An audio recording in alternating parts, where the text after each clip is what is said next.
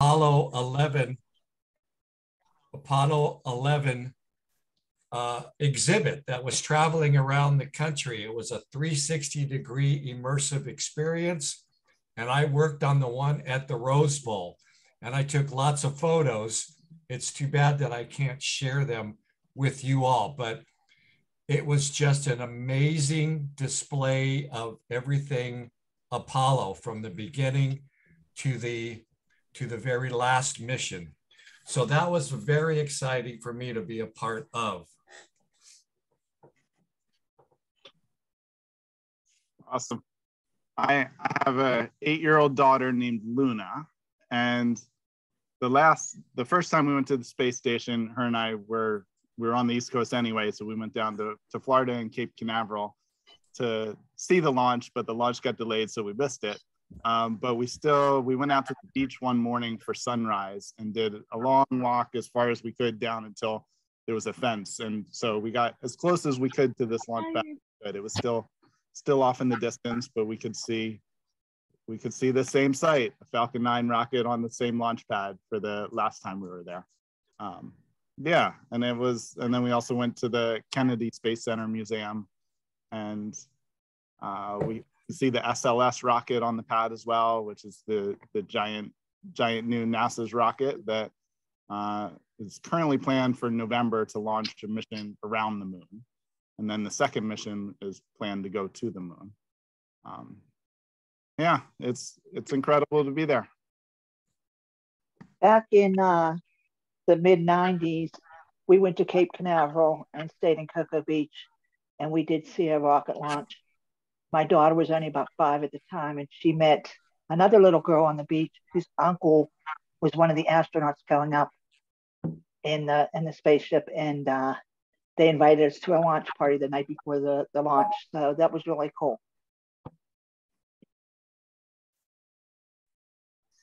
Oh, shit. I'll share. When I was a little boy in the early 80s, I used to live elsewhere in the world, and my parents and I took a trip to Kennedy Space Center. And I remember just being in total awe at the sheer size of, I think it was Saturn V that was on its side. I remember it's just so incredible how huge these rockets are. Just mesmerizing to me what our species has done, and created these things that are leaving our planet, coming back now with SpaceX. It's just so incredible. And I remember watching on TV, the Challengers and unfortunately also the tragic ones that happened. I just remember as a kid, like, being so excited watching this. And it's amazing to me that now a rocket launch has become such a common thing for us, and it's only going to increase, which just blows me away, no pun intended.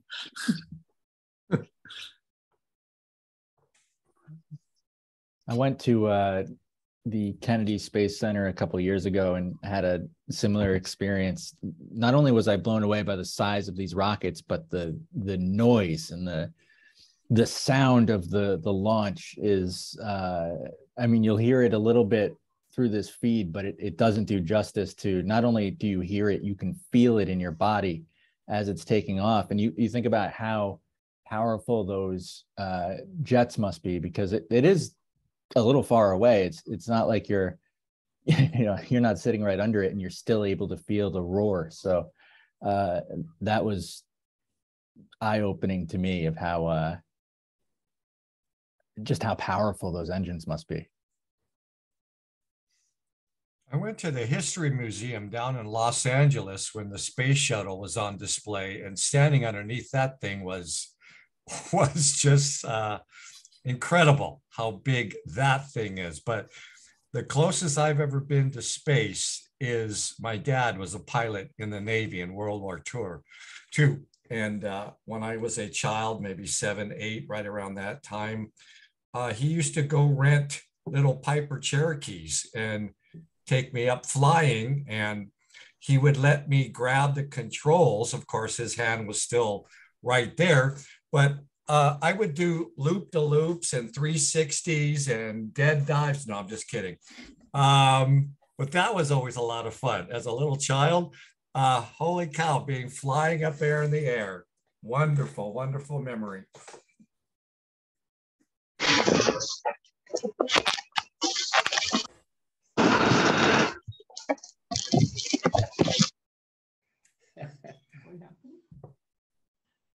don't know.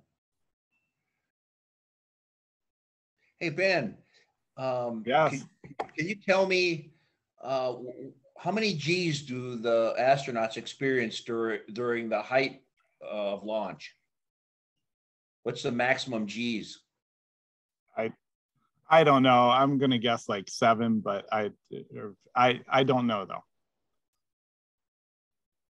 And they don't wear anything special like a fighter pilot does to keep the blood in their head, do they? So they don't. Do they pass out? You know, or Not that I know of. I've heard SpaceX is a pretty smooth ride. Some of the ones have been, yeah, more bumpy and more acceleration. For anyone who doesn't know, G is a measure of gravity. So 1G is how fast something falls on Earth and the acceleration it has. And so the body is used to free fall, which is 1G, or I guess not used to it, but that's one measure. But to accelerate faster, if you're at 7Gs, it means 7 times what you would naturally free fall at, the acceleration you feel in your body. I will say this: I recently went to Disney World, and they have a ride that apparently was a NASA simulator, and I rode it, and I almost threw up and passed out. And that's just a Disney ride. That must have been an e-ticket ride, if I remember correctly. Yeah, they had like a normal one and an extreme one. So of course I rode the extreme one, and then I think it made me realize that being that was just a amusement ride, and I almost threw up. Maybe being an astronaut isn't for me, but it was fun. Are you sure it wasn't that little rocket ride that went around in a circle and it went up and down? It was an actual simulator. Like you got in a you put on a VR and you actually feel the G's. Oh wow, very cool. And it felt pretty real. But it's what these guys are about to do is hardcore. This is real. Yeah. I just asked our friend Google, and Google says the space shuttle, it's around 3Gs, but a Soyuz they've experienced upwards of Soyuz launched the Russian, they've experienced upwards of 4Gs.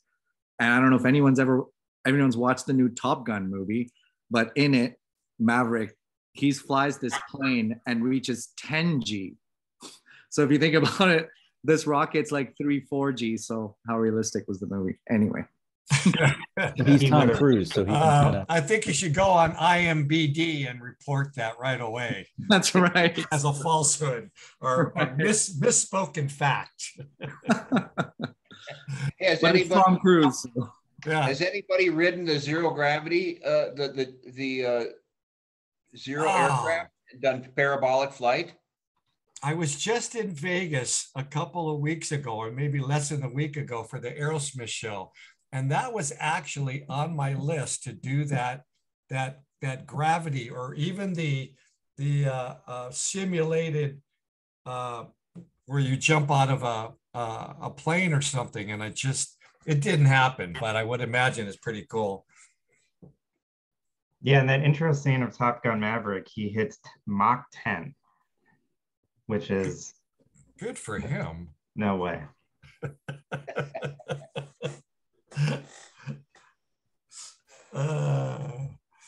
When I was in the military, the first time I jumped out of an airplane, it was at night and it was a low altitude jump, and I stood in the door and there were no lights on. It was pitch black, like jumping into an inkwell.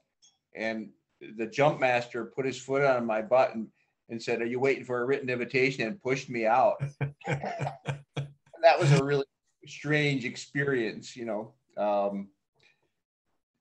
I think I'll never forget that, the way that felt, you know, jumping into nothingness like that. It was sensation for your body, which is everybody should experience at least once, I think. Sounds Ben, like so he when needs- do you think normal consumers who aren't William Shatner or other people like that are going to be able to actually experience this? Experience of flight to space? Yeah. Yeah, I think so. Starship was mentioned, and Starship is SpaceX's next bigger rocket. And they're really building Starship they're building a factory to build many Starships, like literally thousands of Starships. And so the plan with Starship is not just have travel to the moon, travel to Mars, and regular travel to space, but also do point-to-point travel around the Earth. And so if you actually do a vertical takeoff and lift, like takeoff from a rocket, it doesn't need an airport. It doesn't need a full landing pad. It can just take off, go to space, fly around to the other side of the world, and you can be anywhere in the world in like 30 minutes. So it actually is, and it's actually more fuel efficient than airplanes. It's just rockets have very hard and disposable before.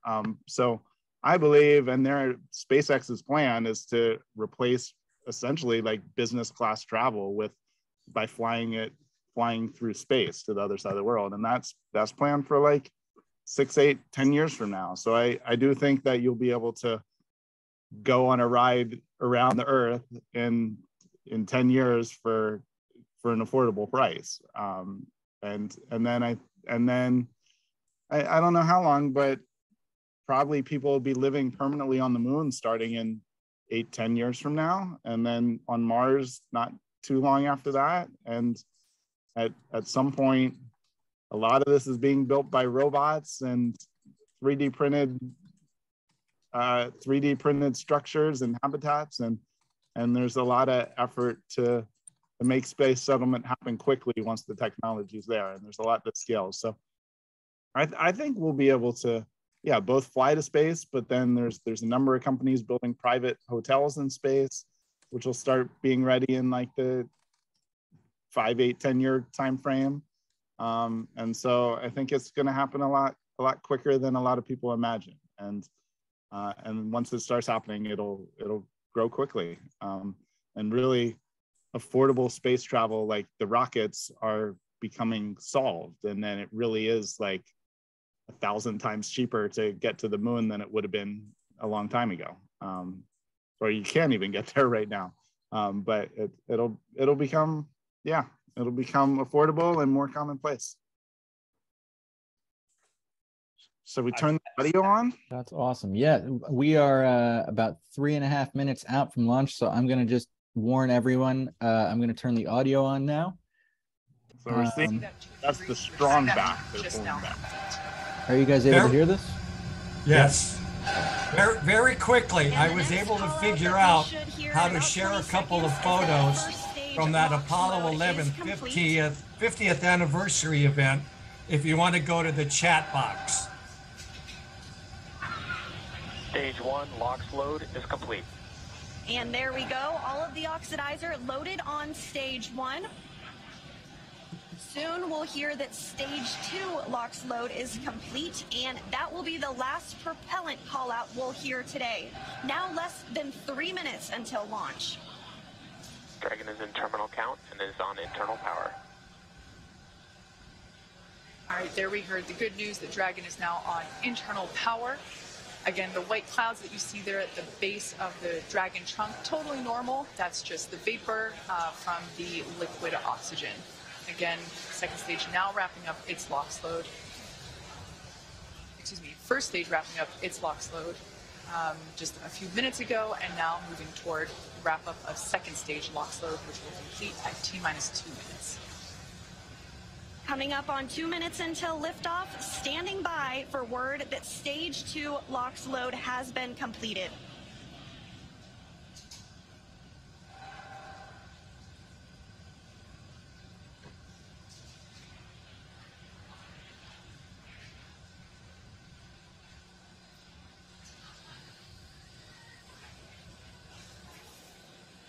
Dragon is in auto idle. Stage 2 LOX load is complete. There we heard the call out. Falcon 9 is now completely fueled. All of its propellants. So close out. So starting, expect loud ending.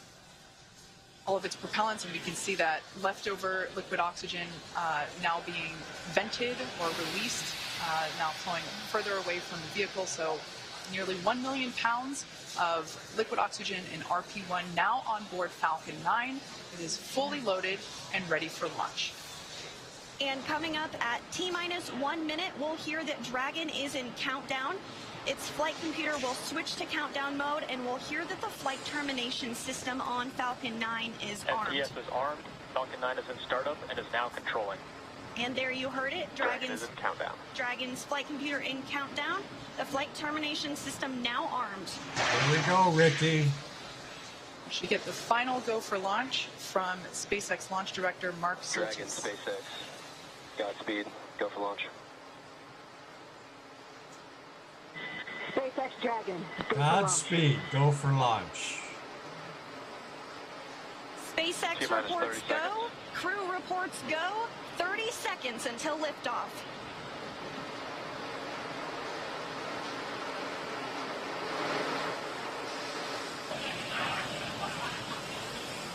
T-minus 15.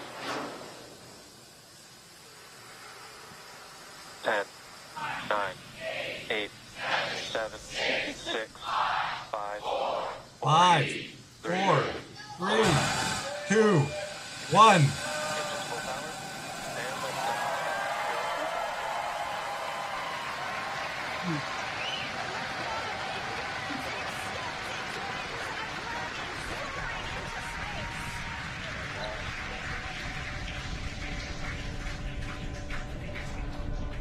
Go, baby, go.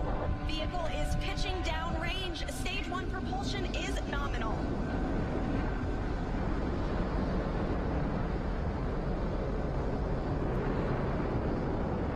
We're now at T plus 35 seconds into the 5th rotational crew mission on board Dragon and Falcon 9. Coming up in just a few seconds, we'll hear the call out for stage 1 throttle down. Stage 1 throttle down. Falcon 9 engines throttling down to help pass through the period of maximum dynamic pressure. This period is known as max Q, and once the vehicle, there we just heard that the vehicle is now traveling faster than the speed of sound. Once through max Q, we'll throttle those Merlin engines back up. Max Q. Stage 1 throttle up.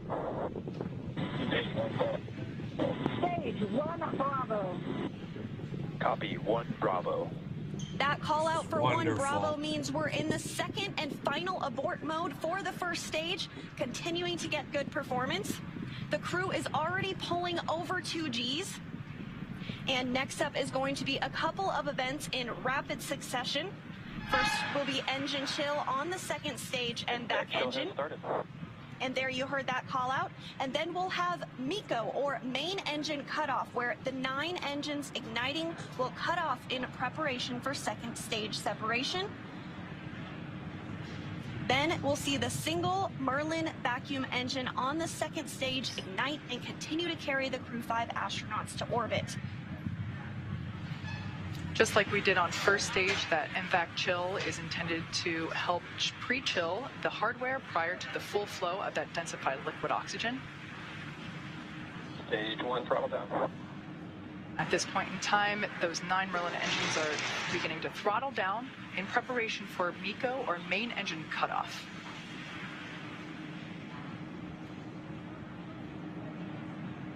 Standing by for MECO. And MECO. Stage 2 Alpha. And stage separation confirmed. Copy 2 Alpha. There we should see that second engine begin to ignite now. And obviously confirmed by the loud cheer behind us here at Mission Control Hawthorne. And we're also in 2 Alpha for the aborts if needed. Again, second stage is lit and continuing to carry the Crew 5 astronauts into orbit. We're now getting a view of the first stage after that stage separation. The second stage still being illuminated by that single Merlin vacuum engine, and that's on the right-hand side of your screen. First stage on the left-hand side of your screen, making its way back to Earth. We will be attempting to land it on our drone ship, which today we are using Just Read the Instructions. Acquisition signal, Bermuda.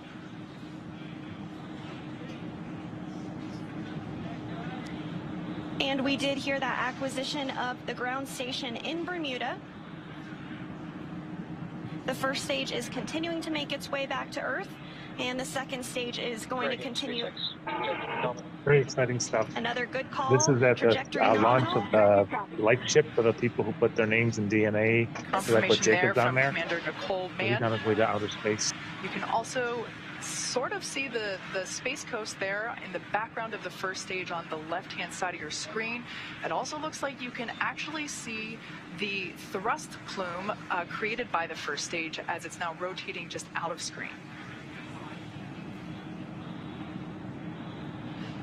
Second stage is going to continue firing until a little over 8 minutes into the flight, really doing the heavy lifting now, getting the crew into orbit. Everything continues to look nominal on both first and second stages. As I mentioned before, the first stage will be making a landing on one of our drone ships, which is currently parked a couple hundred miles off the coast of Florida in the Atlantic Ocean. So we can see now that SpaceX, trajectory nominal. Good confirmation there that we have good trajectory. The second stage now traveling over 5,400 miles per hour. Crew is pulling a little more than 1 G right now. That's going to continue to ramp up, peaking just before we get to second stage cutoff here in just a few minutes from now. 5,000 miles an hour. Holy moly. First stage will be performing 2 separate burns, a re-entry burn where we reignite 3 of the Merlin M1D engines on the first stage. We ignite the center engine into radial engines to help slow it down as it re-enters the Earth's atmosphere. And then the second final burn, and that will be the landing burn on our drone ship. And the single MVAC engine that you see. Trajectory nominal. The single MVAC engine that you see on the right of your screen is continuing to fire. We did hear another call out that trajectory is nominal. Crew heading in the direction that they are supposed to be. This single engine can produce over 220,000 pounds of thrust in the vacuum of space. Now over 200 kilometers in altitude. We will start to hit events now in a rapid succession as the first stage continues to make its way back to Earth and the second stage continues its burn. Just a couple minutes left in that burn. For those of you just joining us, just over 6.5 minutes ago, our 4 Crew 5 astronauts launched from Kennedy Space Center in Florida, and they are now making their way into orbit on the second stage inside Crew Dragon. Trajectory nominal. Which we're hearing that the trajectory on that is nominal. Dragon copy. They are safe inside Dragon Endurance, whereas the first stage on the left-hand side of your screen is making its way back to Earth. We are coming up to the re-entry burn, which, as I said before, we ignite 3 of the 9 Merlin engines to help slow the booster down as it re-enters the dense part of the Earth's atmosphere. As the entry burn completes, we'll be in the final... Stage 1, entry burn startup. So there we heard the call out. You can there see it on your screen that that entry burn has been initiated.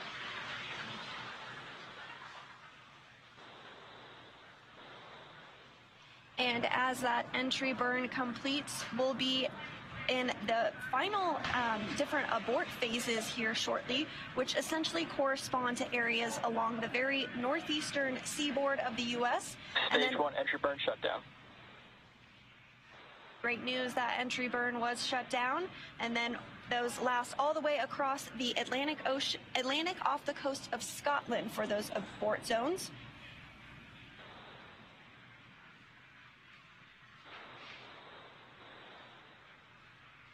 Everything continues to look nominal for both the first and second stages.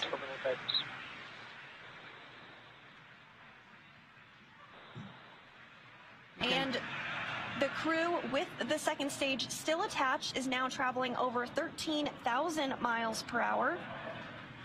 We're about 10 seconds away from Seco 1. Copy, Shannon.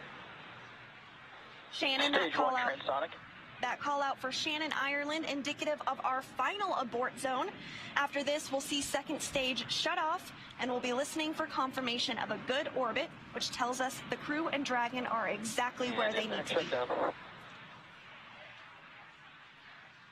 And there we had confirmation that the MVAC has shut down simultaneously.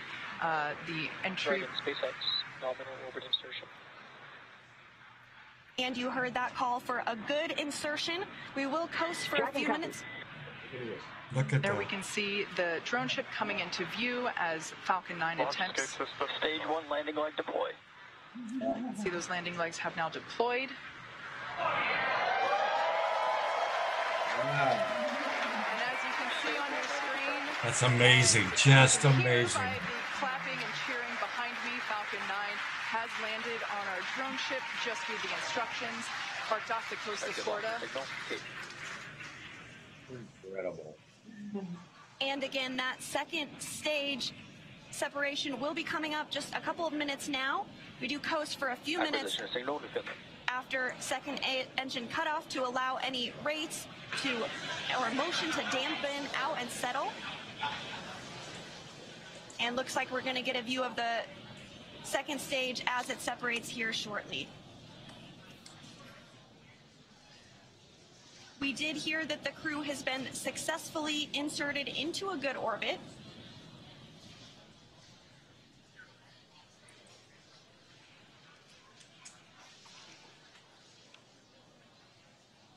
Again, the crew is still attached to the second stage.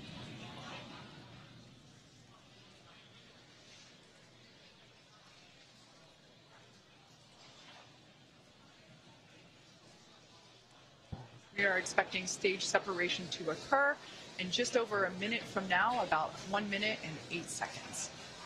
And that's when when the second stage will separate from the Dragon trunk.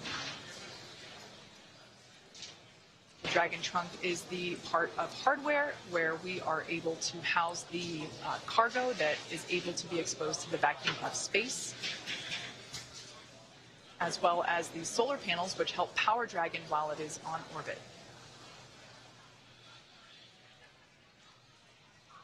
Again, that stage separation is now coming up in about 30 seconds. After stage separation, we will have nose cone deployment. Now that Dragon is in the vacuum of space, we will be able to open the nose cone and expose that forward hatch, which is what is utilized to dock autonomously with the International Space Station. And that nose cone does stay closed for the flight uphill to help protect all of the guidance, navigation, and control sensors. We are standing by for second stage separation.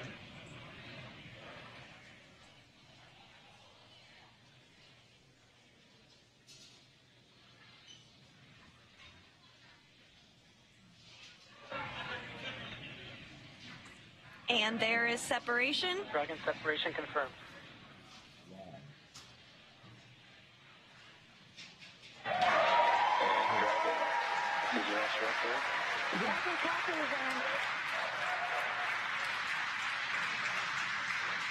Dragon, it's your launch director on Dragon. On behalf of the entire launch and recovery team, it was an honor and a pleasure to be a part of this mission with you.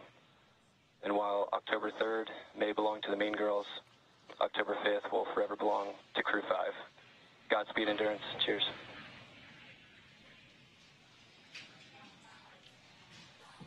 Awesome. Thank you so much to the Falcon team. Woo! That was a smooth ride uphill.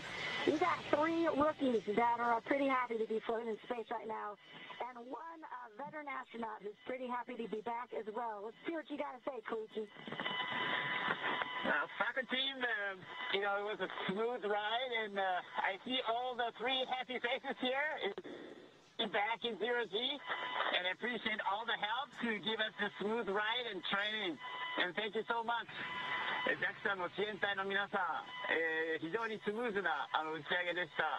打ち上げご支援していただいた皆さん、応援に駆けつけてくださった皆さん、ありがとうございました。この調子でチームワークを持って頑張ります。Thank you for your support. Anya. Thank you, Falcon 9 and fellow agencies, to Roscosmos, NASA, and JAXA, and SpaceX exactly for giving us that opportunity. We're so glad to do it together. And thank you for everybody, for all people who with us. Спасибо большое всем агентствам Роскосмос, NASA, JAXA и, естественно, SpaceX за предоставленную нам возможность. Мы рады всем экипажам делать то, что мы сейчас делаем. И большое спасибо всем людям, кто сейчас с нами.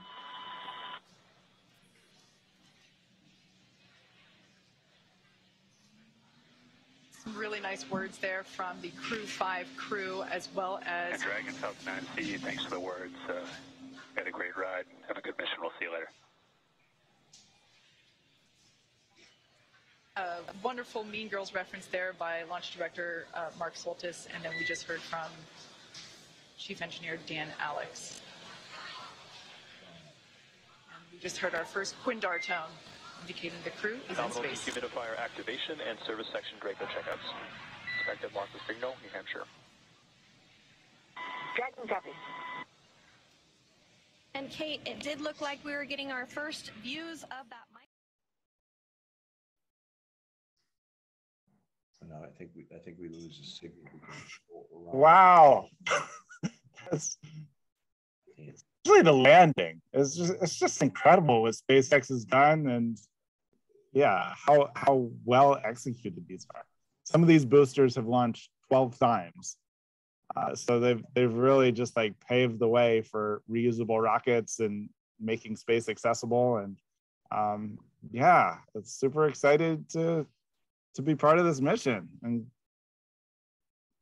that was my question in the chat box. Who does anybody know who actually came up with the technical concept to bring that rocket back down to Earth so precisely? Was it just one person who said that and then everybody got together and created this plan, or how did that come about? Anybody know? I know Elon Musk is the lead engineer of it, and right. People have talked about and experimented with reusable rockets for a while, but he's the first one who really took a step-by-step approach towards building a rocket to go to orbit, but then designing it to step-by-step start to land. And others have used parachutes and done other things, but no one's really made a rocket rapidly reusable like this, or frequently reusable, I guess. Yeah, wow, props to him for that, definitely. That brings up a good point. When you say rapidly or frequently reusable, how quick is the average turnaround time for a rocket like that?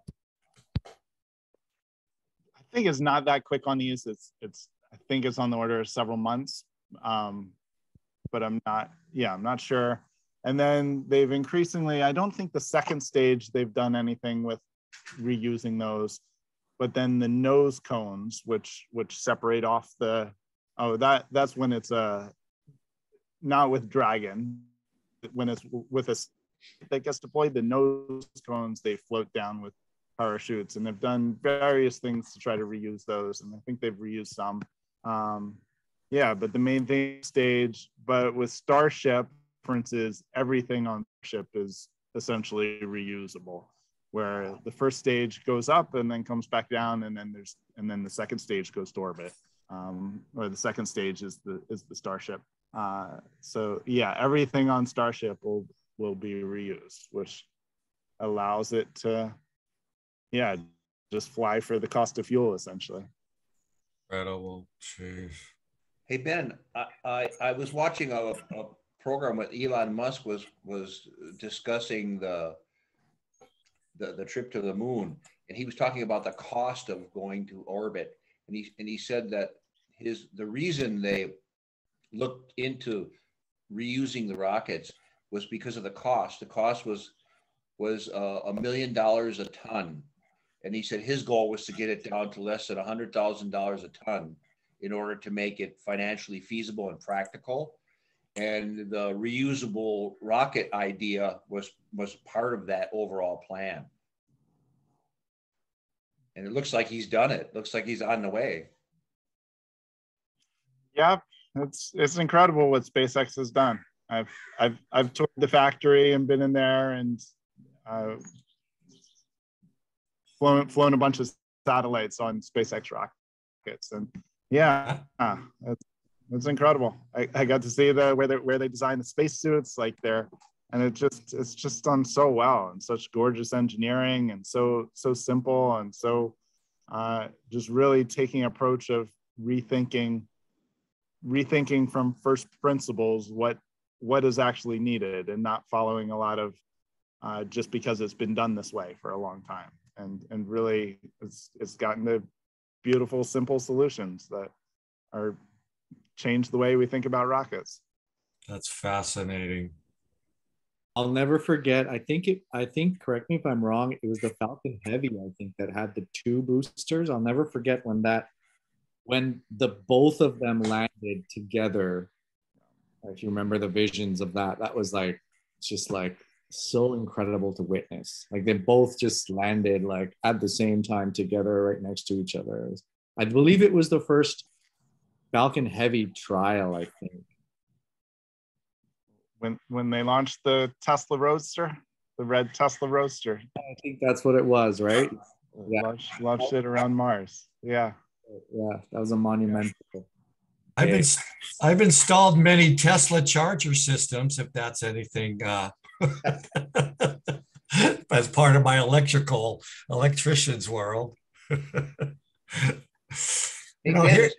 is it possible to tour the SpaceX facility for the general public? Can you make arrangements to do that, or no? Do you have to be a VIP of sorts to do that? I don't think anyone can just go in. They might have at like some of them might have some part you could go in. I'm not sure. I know SpaceX likes to make things accessible, but I don't think you can go on a factory tour unless. Hey Ben, here's a question for you.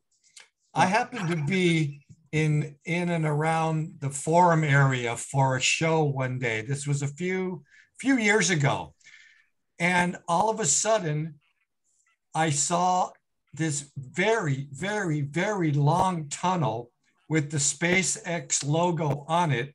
What was that? Was that some kind of hyper tunnel or some sort of tram that Elon was working on? I mean, it went from, I believe, Manchester for just miles. And I drove for a little while taking photographs every so often. I finally had to stop. It was so long. Do you happen to know what that was? So it was a tunnel with the SpaceX logo on it? It was round, and at the very start of it, it had what looked like to me a sort of sled looking thing where somebody would sit in it and take a ride. Was that part of the whole concept that he was working on? So there's a company called the Boring Company, which Elon started as well. And that started within SpaceX to drill a tunnel from one of their factories, I think, to maybe a parking lot or to another factory under a highway. And now it's a full company that is building a tunnel system in Las Vegas and other places. And so they're building underground transportation. And Elon also stimulated a couple of companies that are building Hyperloop sort of concepts. Yeah. Hyperloop. That's what it was. Yeah. And so there's companies that are looking to do large scale Hyperloops to send people through a vacuum tube from like San Francisco to Los Angeles in I don't know, half hour or something. And there's companies looking to do that for moving goods and products as well. And so awesome. that's all being worked on. And yeah, he's involved in that. Yeah, I remember it said Hyperloop on it as well. And so, yeah, there you go. Thank you. I know that Virgin Atlantic or Virgin, they tested and actually made a little short hyperloop and actually transported somebody like, you know, however many meters. But that venture, he closed it down. Richard Branson closed it down earlier this year, I believe. But very recently, I heard that the Boring Company is actually gonna plan to bring it to fruition, and they're actually looking at Texas now. I think it's Austin to one other spot they're looking at doing it. I think Elon Musk recently said, like, because he had launched this white paper a while ago, and he just, I think, introduced the idea to the world and whoever wanted to do it. And so, like Ben was saying, a few companies tried, but I think the Boring Company is actually gonna try it, which would be great. There's a tunnel already built in Las Vegas. That'll be the first one to open. But yeah, they're looking at other ones. But that doesn't have the hyperloop, so it doesn't pull a vacuum and shoot you through a tube. It's more a tunnel that electric drives through. There's building towards that. What I had heard was he was doing the hyperloop along, like the Boring Company would do the tunnel and the hyperloop idea in Texas. But I don't know. That was really recent. Sweet. Any other reactions from it? From the launch? Never gets old. I could watch it over and over. It's incredible. It doesn't. Yeah, I'm excited to watch it again with my daughter tonight. She's at school. Yeah, I think Elon Musk is quite the person and quite the entrepreneur, and he's really single-handedly changing this world and changing the future, and that's really a legacy. He should be proud.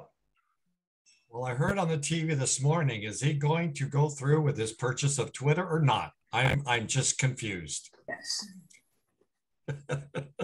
Like it is again. Yeah. Make up your mind. Hello, can you guys hear me? Yes. I mean, everybody talks about the technical stuff. I love it. But I'm a little shy in speaking because of the other things I think about, you know, the metaphysics of things. But I've done remote viewing, and I had so many incredible targets, and you don't get any clues when you do a target. And I feel, you know, there's something to Mars, or I wouldn't have been able to finish the target the way I did. I drew, for example, a giant W. And later on, we found out that when you flip it and you put it on a projector screen, it fit perfectly over an actual photograph of the so-called pyramids that were on Mars. It was a perfect fit. And, you know, other things that I did. And so I was just wondering if anybody else believes in or has ever done remote viewing, or is that too far out for people? I don't know. Anybody? No. That's funny. But you know, once you are able to use quantum physics, not just for the technical side of things, but for the metaphysical, to connect to actually whatever's out there, and it could be as far away as you can imagine, and you can connect, and your body can have physical responses to that, you know, because it's real. Oh, excuse me. Sorry about that. I am a tech nut and I can't even shut that phone off. So sorry. I keep hanging up on the person. But anyway, oh, sorry, Ben. Go ahead. Well, I wanted to respond to you. Yeah, I've spent a fair bit of time in the rainforests and worked with shamans, and I've had experiences of connection to the whole universe, and like there's no more me, and I've dissolved away, and I've been not just like seeing the universe, but like just like the feeling of connection with the whole universe, connection with the intelligence of the whole universe, and in like such a visceral, real way that like so expansive that is hard to even relate to now. But I've been in states of feeling like there's other stuff out there, and connection to other stuff out there, and connection to a much bigger thing going on beyond just here at Earth. Right. Oh, absolutely. I mean, there are just so many things that have happened to me. So, I can't deny this, but for me, that's the fun stuff. That's the fun stuff in life, but it has meaning. So, I mean, I've remote viewed so many things that even some things that were mysteries that they didn't know what it was. And after the targets are done, they have answers. Because it's incredible. If I can actually hear from the past, and so I hear sonar, I hear this, I hear that. There's just I can't even explain it, but remote viewing is just an amazing thing. You get to realize how connected you are.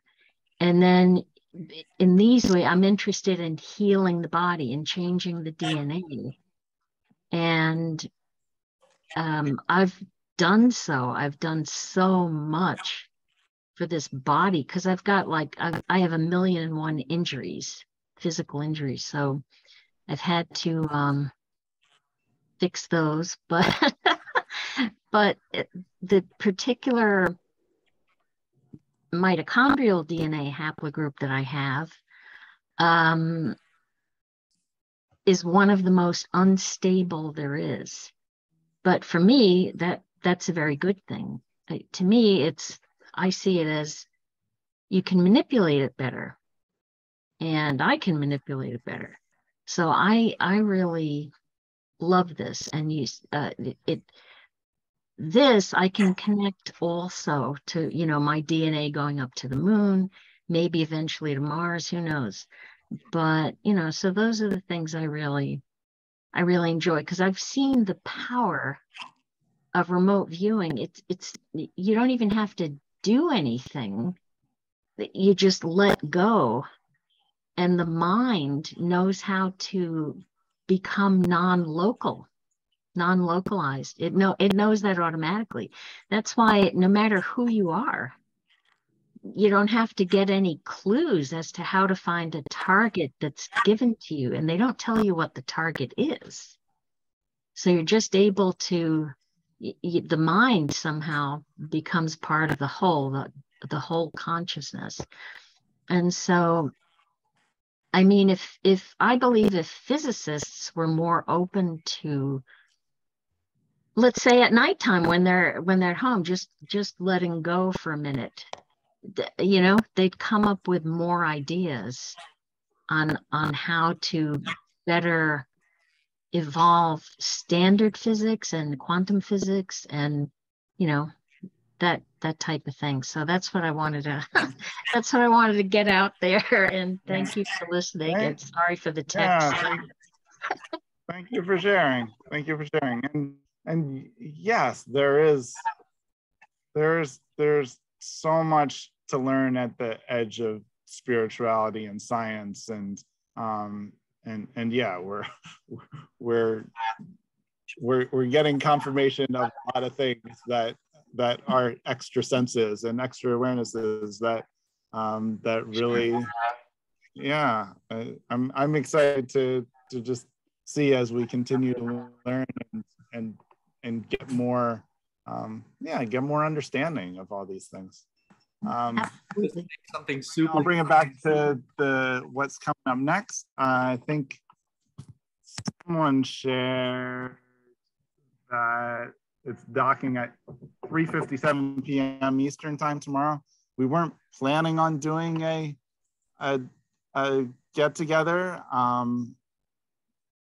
Perhaps we could do like we'll look at it. We'll either share the link docking or we'll do just like a 15-minute get together just to watch when it happens, potentially.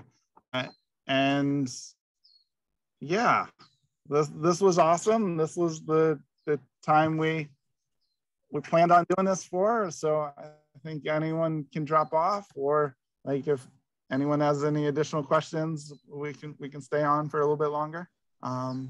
Just me. What time is the docking? What time is the docking? Just in case. 3:57 p.m. Eastern time. Great. Thank you. I'm just going to sign off really, really quick. I just want to tell Elizabeth and just kind of tie it into what we're doing here at LifeShip. It's like, I think things like remote viewing, things like, I mean, as we know, physicists are trying to find the merge between quantum physics and bigger than atomic physics.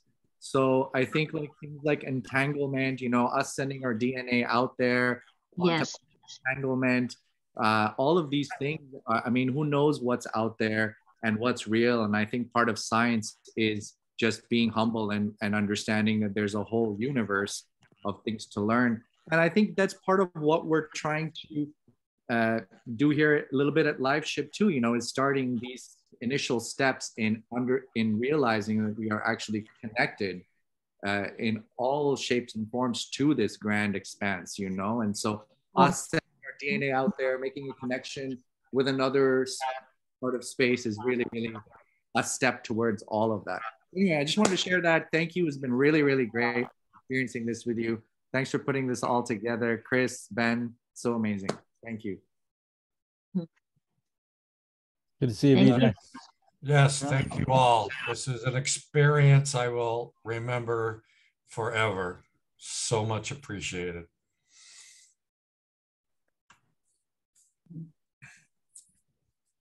Thank you everyone for joining. I guess we'll send out a message and about the landing, and great seeing everyone, and it's just super fun to do this together and watch it together. So agree. Thanks for being part of it. Thank you all very much. I appreciate it too. Thanks for sharing the screen, Chris. That was cool. It's great to see all of you. Thank you, Ben, for all of your insight. It was fascinating and very interesting. Thank you. Take care.